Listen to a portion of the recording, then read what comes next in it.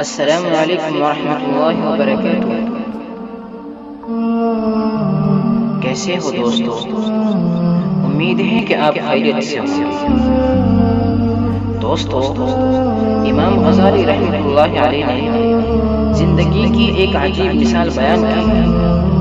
وہ فرماتے ہیں کہ ایک بادشاہ کا ایک بہت بڑا باغ تھا جس کے کئی حصے تھے۔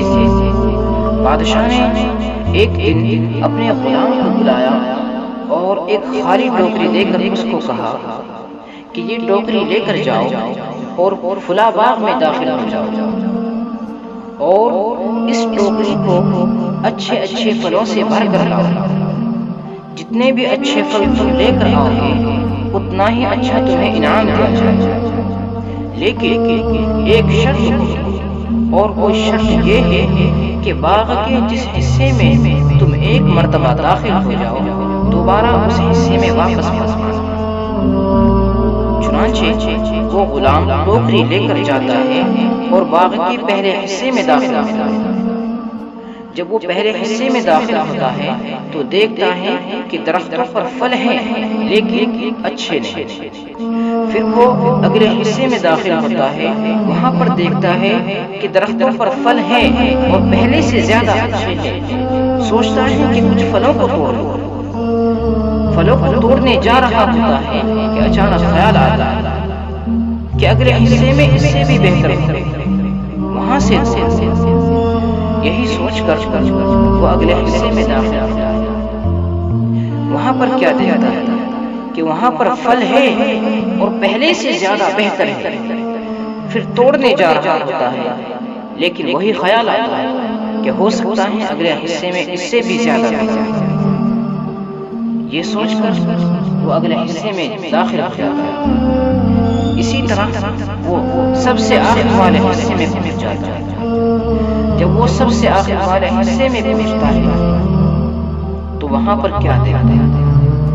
وہاں پر دیکھتا ہے کہ درختوں پر پھل ہی نہیں۔ سب سے آخر والے حصے میں درختوں پر پھل ہی نہیں۔ پھر افسوس کا ہاتھ دانتوں تلے دباتا ہے اور سوچنے لگتا ہے کہ کاش میں پہلے حصے سے پھل توڑ لیتا، آج میری ٹوکری خالی خالی۔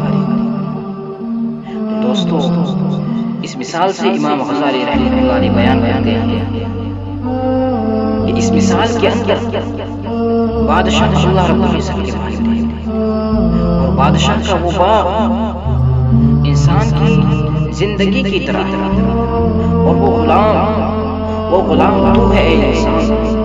اللہ رب العزت نے تجھے دنیا کے اندر زندگی کے ہر دن میں نیکی کے پھل توڑنے کا حکم دیا ہے، اور تو اس غلام کی طرح یہی سوچتا رہتا ہے کہ اگلے حصے میں اس سے بھی بہتر پھل ہوں گے، وہاں سے توڑ لوں گا۔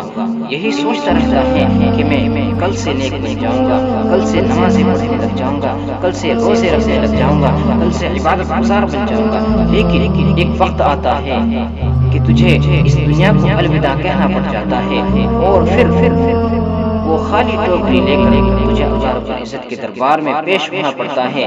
اس وقت افسوس کرتا ہے کہ کاش میں کچھ نیک نامہ کر لیتا، آج میری ٹوکری نامہ اعمال سے خالی۔